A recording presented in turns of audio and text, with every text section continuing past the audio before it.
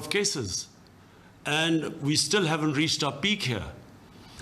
But from day one, the difference between, say, what we've seen in Europe and in the United States, and in fact, even in China, the difference is that we had to face this twin challenge.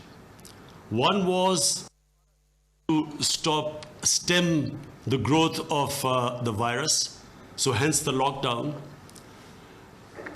But the bigger challenge, and increasingly in our countries, the bigger challenge is how to mitigate the effects of lockdown on our population with this rising poverty. To give people an example of what we are facing in Pakistan, and I think it's the same sort of situation in India and possibly in Bangladesh. In Pakistan, we have 25 million workers who are either daily wages or get paid weekly or are self-employed. So when we locked down, and locked down like the whole of the world to stop the spread of the virus, all these people became unemployed. And when you're talking about 25 million workers, you're talking about 25 million families. And actually it has affected round about almost 120, 150 million people. And these 120 and 50 million people face stark poverty. Unless the men or the women who were working, unless they work, they cannot feed their families. So what we did was, and I'm very proud of my government, we came up with this cash transfer program. And we touched 15 million families. So far, we have touched 15 million families with cash transfers. And this is what's mitigated the effects of the lockdown. But this is only a short-term solution. So therefore, despite the rising cases in our country, we have decided to go and ease the lockdown. We have started to open up our businesses, construction industry, so that people can find employment, because there's no way the government can give handouts to so many people. And because of this huge numbers of the informal economy, the only way we can reach our people is by allowing them to work. So here we face this dilemma. One, we still have a problem of growing cases, and we still have to be careful about the spread of the virus. But on the other hand, unless we open up our economy, we have millions facing starvation. And this is not the problem faced in the Western countries, but the Western countries also face this problem, this balance between now saving the economy and at the same time worrying about, even if the cases are going down, they're worrying about in case there's a spike. So the way forward, we have, this year we have, as a country, as a nation, we realize that we have to live with this virus. At least until a vaccine comes out, we feel that this year we just have to learn how to live with it and balance this. So to balance this, what we have raised a volunteer force of 1 million volunteers who will help the administration, because the administration is already overburdened.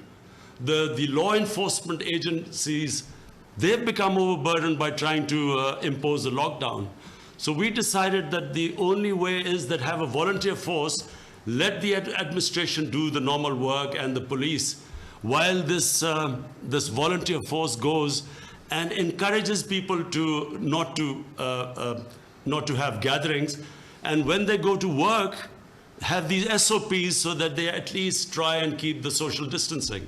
So this year we feel that we have a very tough year to balance this act. We have suffered economically. Just before this COVID-19 hit us, we had managed to balance our twin budgets, the current account deficit and the fiscal deficit, after a very painful series of reforms, we are just about balanced and we're thinking of the economy of growing. And so it's hit us at the worst time. But what we feel is that the coming year is not just a challenge for Pakistan. We all know it's a global challenge.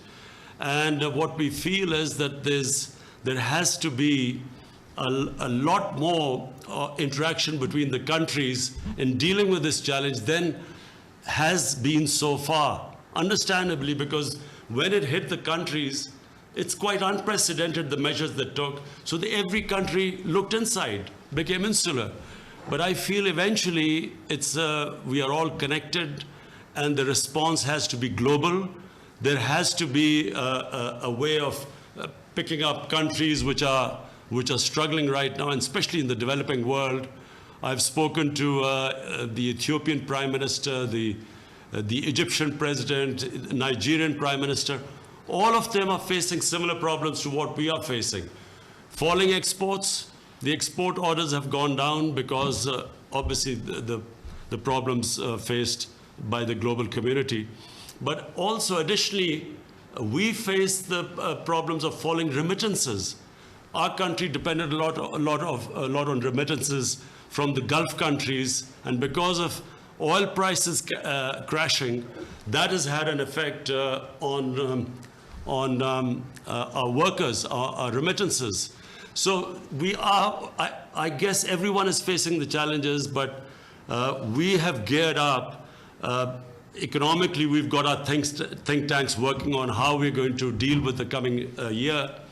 At the same time, we have a very good developed a system of a national command and control center, and the whole idea is that every day the whole idea of the center is to balance the whole thing, how we are going to deal with them, isolate individual areas where there is fear of spreading, and at the same time, how we can keep our economy going. So I guess this is what the world community faces.